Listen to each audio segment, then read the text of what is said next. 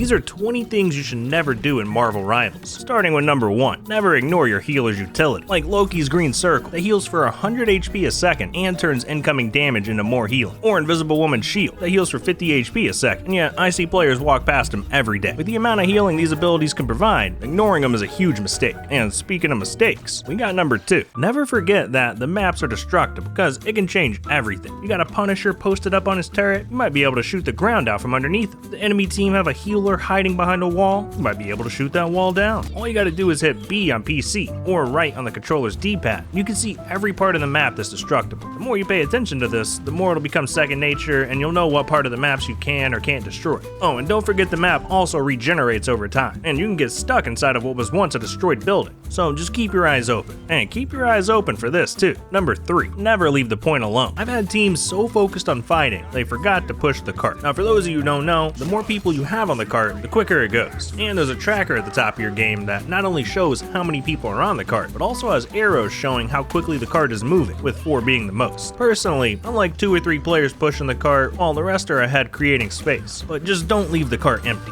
alright? And while we're talking about making things easy for the enemy, we got number 4. Never place your items in the open. Whether it's Rocket's Revive Beacon or Penny's Spider Spawn, placing them in the middle of your team is just gonna make them easy targets. Instead, try to use high ground, walls, or even the destructible environment to hide them. That way your team gets the benefits without making them easy to destroy. And on the other side of the coin, we got number 5. Never ignore enemy placeables. I talked earlier in the video about how powerful Loki's green circle is. Well, it's got this little crystal at the top with 100 HP that you can shoot and it goes away. And every other hero's placeables can be destroyed. I'm talking Groot walls, Namor squids, Loki clones, Rocket Revive beacons, Penny Spider Spawner. These things all can and should be destroyed. Especially these damn Groot walls, dog. I'm tired of these things. The other team is placing these things for a reason, alright? You gotta get them out of there as quick as possible. And something else you gotta do is number 6. Never run out of your spawn when the game starts. I can't tell you how many times I've seen teammates get blown up by penny mines or just walk into a strange portal right off the map, all because they ran out of spawn as soon as the game started. Thankfully, there's a couple of ways you can avoid this. 1, you can take things slow and just visually check. Or you can listen closely before the match starts, and you should be able to hear Penny setting up her mines or a Venom's loud footsteps as he tries to set up. There's all types of audio cues. So just listen, don't run straight out, and you might save your team's life. Oh, and you could save your life with number 7. Never chase dive heroes. Heroes like Spider-Man and Captain America are designed to dive in, deal damage, and escape. Chasing them is never worth it. They're either gonna waste your time while your team fights without you, or bait you into their team where you just get deleted. Let them run off and just focus on killing them the next time they die, because trust me, they'll be back. And you gotta trust me on number 8 too. Never panic ult. Look, we've all been there. Someone dives you out of nowhere, you shart yourself just a little bit, and then you hit your ult in a panic. And maybe once in a while, a panic ult will save your life. But more often than not, it just wastes your ult and costs your team the next fight. Instead of panicking, get in the habit of playing calmly, tracking enemy ults, and then using your ult strategically. But on the flip side, we got number 9. Never hold your ult for too long. I've seen players go an entire half using their ult once, just waiting for the perfect moment. Meanwhile, they could have used it 3 or 4 times to make smaller plays throughout the game. Look, I know we all want to make huge plays with our ults, right? But sometimes it's better to just create space, or save a teammate that's carrying, or counter an enemy ult. It doesn't have to be the craziest ult ever every time. Just use your ult with purpose. Oh, and make sure you don't do number 10. Never stack your healer ults.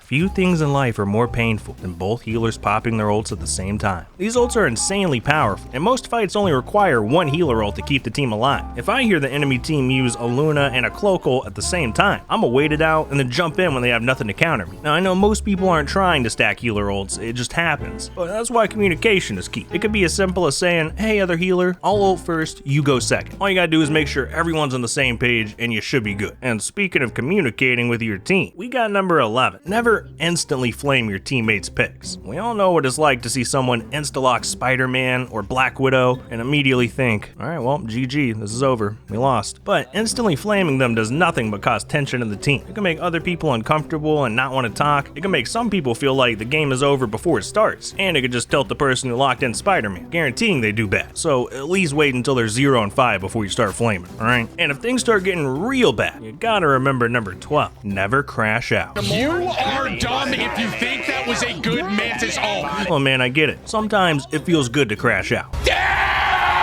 but really, it's never worth it. Just like flaming your teammates, crashing out can ruin your team's morale. It can kill everyone in the lobby, and it can pretty much guarantee a loss. But worst of all, crashing out can carry over to your next game. There's like a certain level of rage that once you reach, there's no returning, and then you just spiral into loss after loss. It's literally better for you to not crash out. And if you're so tilted that you're thinking, who cares? My team's garbage. We're losing anyway. Well, that leads us to number 13. Never give up on a game. I can't tell you how many times I've seen teammates type GG within the first couple minutes of a game. If you're willing to give up that quickly, you're probably not going to rank up. I mean, I've had so many games that felt like we had no shot at winning, but then one hero swap changes everything. The momentum shifts and we end up winning.